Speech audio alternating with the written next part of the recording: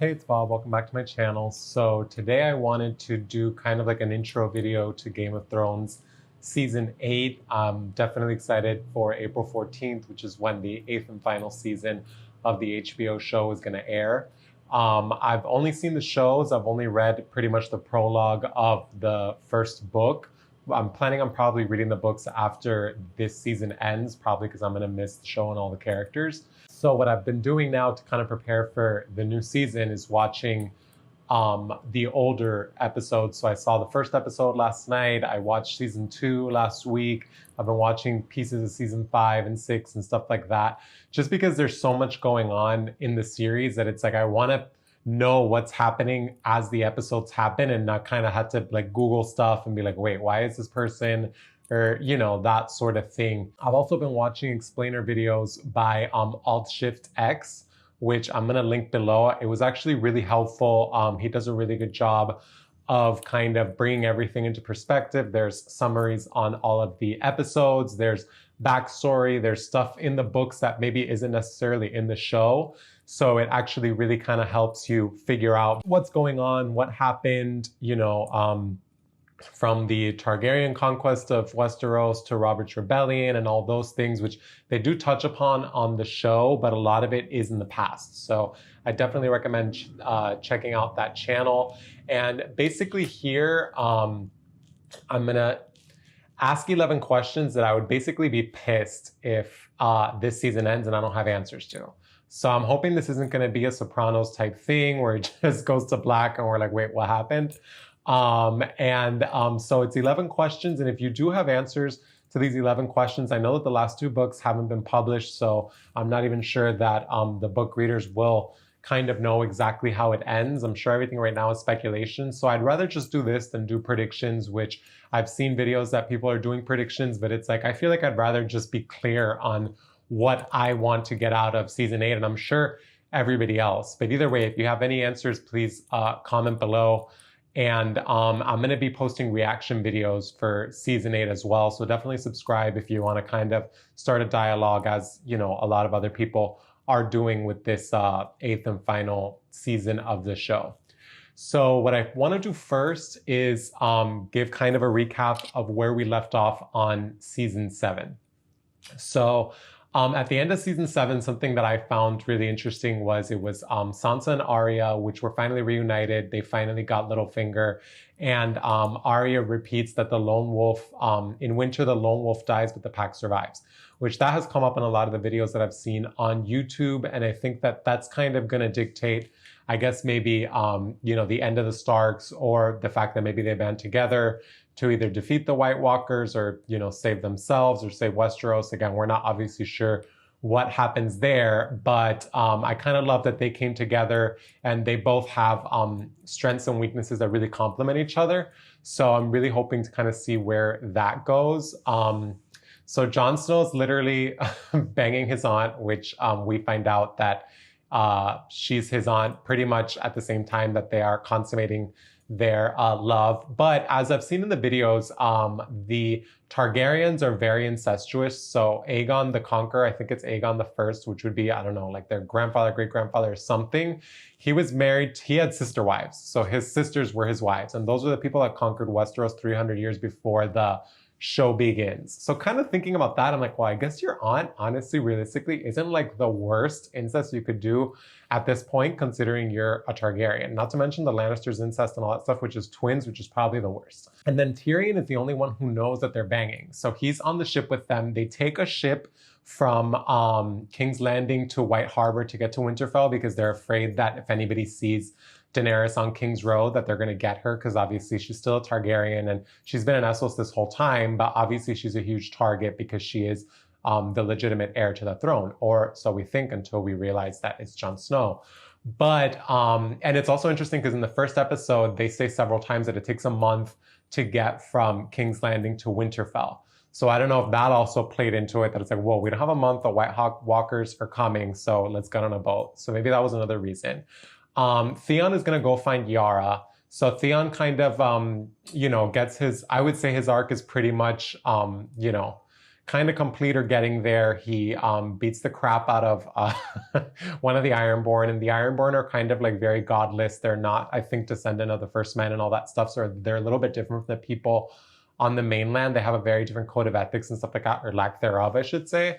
But so Euron has Yara, but then Euron is actually ferrying the Golden Company back from Essos to Westeros for Cersei. So I'm kind of confused as to where Theon's gonna go. Like, is she in the Iron Islands? Is she on this guy's ship bringing back the Golden Company? And if she's with this guy in the Golden Company, Theon with his 20 merry men or whatever the hell is not gonna really be able to do much there. So I'm kind of curious, but also not really, because unfortunately, Theon is a character that it's like, I don't know. Like, I felt like he kind of deserved being tortured by Ramsay. Obviously not that bad, but he is pretty much a really bad like betrayer and all that stuff. I never even liked him really in the beginning. When I rewatched the first episode, I'm like, oh man, this guy's total dirtbag. But whatever, he got his redemption story. Congratulations to him.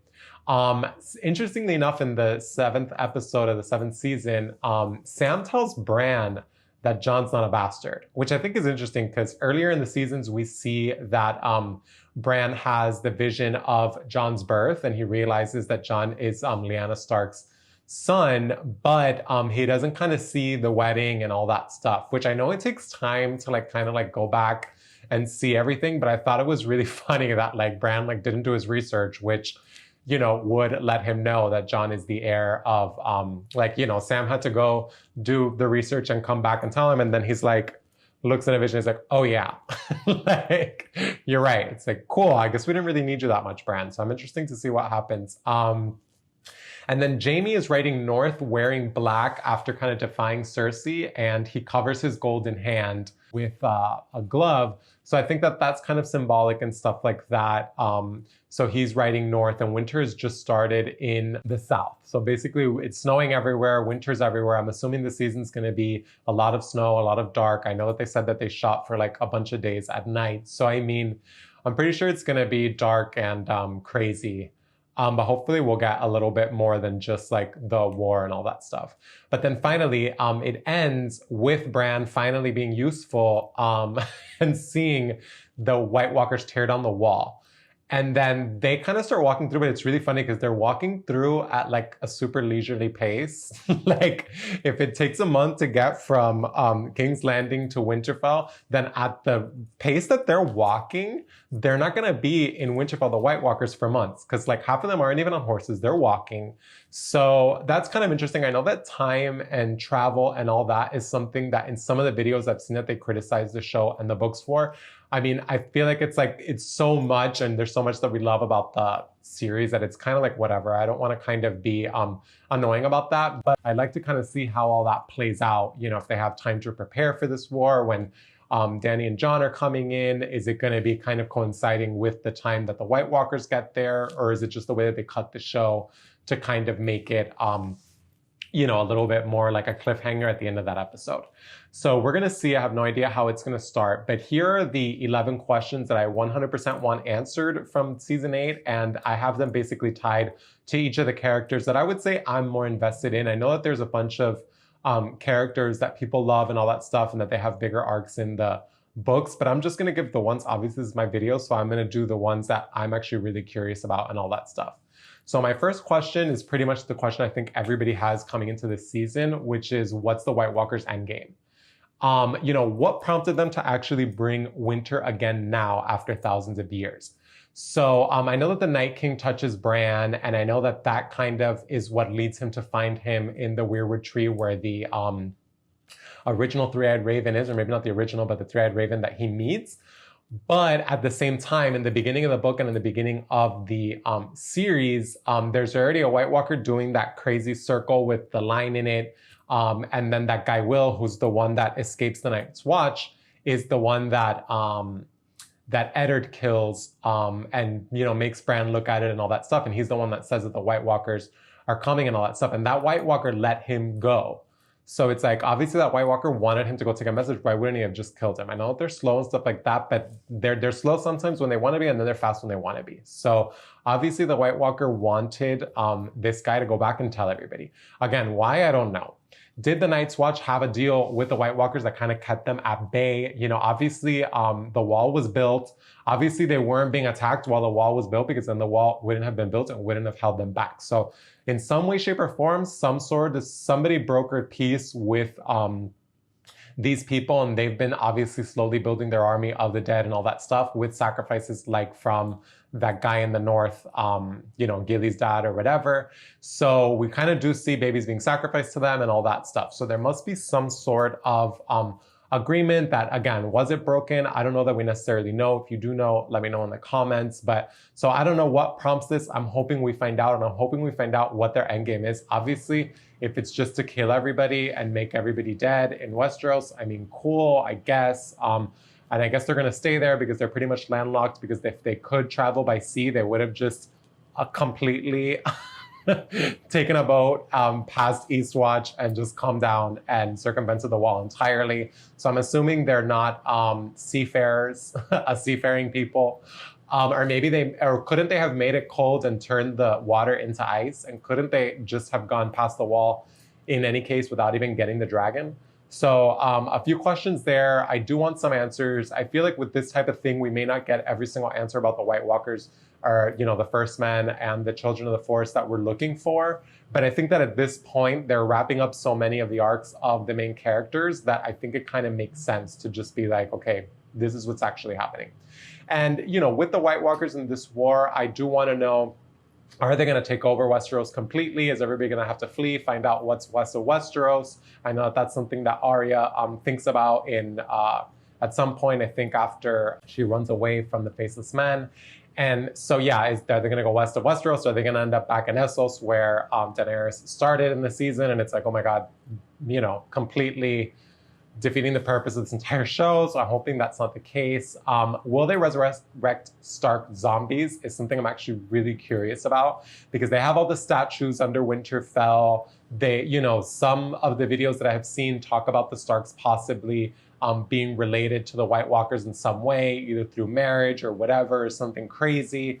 I also think that it's like they got Benjen when he saved, I think Benjen was already a zombie, and then he saved Jon Snow, and that's how Jon Snow ended up getting back to the wall in season 7. So will he come back as a zombie and be like, you know, evil and all that stuff? So will it kind of trip up the Starks that are still alive? Technically, because Jon Snow, even though he's technically a Stark, he's also technically still alive, even though he's kind of like reborn. But nonetheless, I would say he's technically a zombie. And then Catelyn too. I know that in the books that she's this crazy, vicious zombie lady. So, you know, will she be resurrected? And then they're like, holy crap, our mom is like trying to kill us. Like, that would actually be really interesting. And obviously, you know, Ned Stark. So that's kind of an interesting theory. I think that would be really cool. Obviously, we'll figure that out one way or the other. But you do see Arya running away super scared, which when you see Arya throughout the show, she's actually pretty much never really that scared. So I feel like for her to be that scared and be running away like a little girl, which is also very much full circle for her, I'm curious as to what scared her that much. And I think that that's why the theory of the Starks coming back as zombies or something like that. But it could also be that like the Starks that are already alive, that you know, when as the White Walkers go getting them, hello, they could just like wake them up again and make them White Walkers. So at the same time, it could be people that they're fighting with that then turn against them. So there's a lot of ways that the Starks could be zombies. I think that would be pretty cool. And then finally with the White Walkers, so what's going to be Melisandre's role? So obviously she's supposed to like, you know, light the sword that, you know, ends whatever. I know that there's this whole thing about Azor Ahai that kind of she thought Stannis was, and then I think she thinks Jon Snow is now, and she went through the whole, oh my God, I made a mistake. I killed this baby girl at the stake, like burned her alive and all this stuff. So I think that now and then she tells Arya that she's going to see her again. So I feel like all of those things lead to Melisandre actually being a part of the defeat of the White Walkers, or at least tactically, you know, offering something to the battle and the war against the White Walkers. So I kind of like to see how it plays out with her. Are they going to find out that she's really like an old, rotted, like witch? Like when, you know, maybe they take off her talisman or whatever that's making her look young and beautiful and all that stuff. So I think that's going to be pretty interesting to find out. And again, is she kind of going to be made to pay for the crazy, terrible things that she did. I know that she brought Jon Snow back to life, which we all love her for, but I mean, I don't know, do we love her for that? I mean, I'm grateful, but I don't know that she's like necessarily just my favorite character just because she brought back Jon Snow. Like, she still burned a girl. She still did all these crazy things. So, you know, no offense to her religion or whatever, but, you know, I wouldn't necessarily say she's redeemed herself just for bringing Jon Snow back to life. Although very grateful. So my second question is, what's going to happen to Sam, Samwell Tarly? So one of the things that I've noticed about Sam in the episodes is that, like, he's a character that I always thought was a very minor character, kind of like Bronn and, you know, Brienne and all that stuff, that they are important to the story itself, but they weren't like Starks, Lannisters, Targaryens, and all that stuff, you know? So I was kind of curious as to why, again, we have to watch him cleaning disgusting toilets, the Citadel and all that stuff. We only have to see that so that he finds out that Jon's not a bastard, and he reads that, and then he cures Jorah. Like, were we only seeing that, or is he gonna have a bigger role to play? Because Gilly's baby, which he's basically the stepdad, was saved from the White Walkers. Like, lest we forget. Like, will the White Walkers want that baby back? Because that baby was supposed to be theirs. And we saw that they turned babies into blue-eyed, like, monsters and all that stuff. So that's kind of curious. I wonder if that's going to play a much bigger role. Is he going to be the one, I'm assuming, telling Jon Snow about his parents? Again, because he beat Bran to the punch. Like, already finding out stuff that Bran didn't even find out himself. And then also he has to run into Daenerys, who literally just recently burned his dad and his brother to a crisp. Last I checked, I'm pretty sure that was his dad and his brother, but correct me if I'm wrong in the comments. But so that's gonna be like super awk, because it's like his best friend is banging her and she just killed his dad and his brother, which I know he didn't like them, but still, like, it's like, I would still be pissed. Like, I don't know that I would want to like kiki with her in Winterfell after that. You know what I mean? So I don't know if maybe that's gonna be a conflict or, you know, that sort of thing, but there's that, you know, that's going on. My third question is, what's Bran's role in the war against the White Walkers? So we see, obviously, he missed the boat there about finding out about Jon's parents, even though he did have the vision that about Jon's mom, at least, and all that stuff. He did see the White Walkers coming, so far he's the only one that knows that the White Walkers are like on their way. Again, walking very slowly, but still on their way to Winterfell to wreak havoc and kill them all. So obviously that's going to be a big part of his role, but are his magical powers going to come into play? So does he have powers that are going to give the Starks a tactical advantage against the White Walkers, or is he just able to see things? So I think that that's kind of, you know, two different things. And is there going to be consequences for the Night King having touched him? So is he like branded? Are they like going to have access to things that they didn't have access before because of Bran? Is Bran going to have to like sacrifice himself, or will he offer like actually a strategy that's going to allow them to defeat the White Walkers? I think that would actually be really, really cool. But, you know, the connection to the Night King can have both consequences and rewarding aspects. So I think I feel like we're going to get that answer either way, because we are going to see the war play out. But will he end up actually living under the Weirwood tree in the Godswood outside of Winterfell? So that tree is like super important. That's where like all the characters kind of go for their like existential conversations with one another and with themselves and all that stuff. So, and then the Three-Eyed Raven he finds living under a Weirwood tree north of the Wall. So is this going to be like the new Three-Eyed Raven tree? Like, is he going to end up under that? I think that would be pretty cool. That would give the tree like obviously a lot more importance than just being that tree. And obviously the Weirwood trees, I think in the book, again, I haven't read them, but I think in the book that's how the children of the forest are able to see. So that's like, you know, the same way that Bran can see. I think maybe he can see through them, or like that's how the children of the forest were able to see stuff. So that's why the first one, I think, cut them down or whatever from one of the videos. I think that's what they said. And then finally, how is he going to receive Jaime Lannister? So obviously at the end of season 7, we see that Jaime Lannister's riding north, and he literally threw Bran out a window in the first episode. That's the cliffhanger in the first episode. And they haven't seen each other since, obviously. So with Jaime riding north, I think that that's going to be an interesting conversation. But at the same time, it's like Bran's like super emo now, and he's not really like Bran Stark anymore. So like, is he kind of gonna like gloss over the fact that Jaime made him handicapped for the rest of his life? Or will he like go back and see like all of the redemptive qualities that Jaime has? I don't know, that remains to be seen. But that leads to my next question. Will Jaime redeem himself? So obviously we meet him as the Kingslayer, the one that killed Daenerys' dad, who was sitting on the Iron Throne, the Mad King. We find out that it's because he was going to use wildfire to destroy King's Landing, and so it was kind of like a righteous killing, but still he's like the Dragon Slayer, and in Westeros, like breaking an oath and that sort of thing is seen as really, really bad. Not to mention that he's a Lannister and the Lannisters are like savage, so he kind of has a lot going against him as we meet him. He's obviously super vain and terrible and banging his sister and having, you know, bastard children that they pawn off as Baratheons, even though they look nothing like the Baratheons, which is also kind of hilarious. But again, he hasn't really redeemed himself. Like, Cersei's pissed off at him. He's riding north where he's going to run into Bran, who he threw out of a window, run into Daenerys, whose father he killed. Like, awkward. But Tyrion's there. So is Tyrion going to save him? I think that that's kind of like one of the things that hopefully we'll see play out too. Like, a lot of the siblings are kind of having their like come to Jesus moments in, I think, the last season and in this season, at least I hope. So the Starks are all reunited, the Lannisters are all separated, but then Jaime is kind of the one that seems to be, at least now, moving from Cersei and the bad qualities of Lannister toward Tyrion, who is a little bit more, I would say, the most noble Lannister, even though he has his flaws and all that stuff.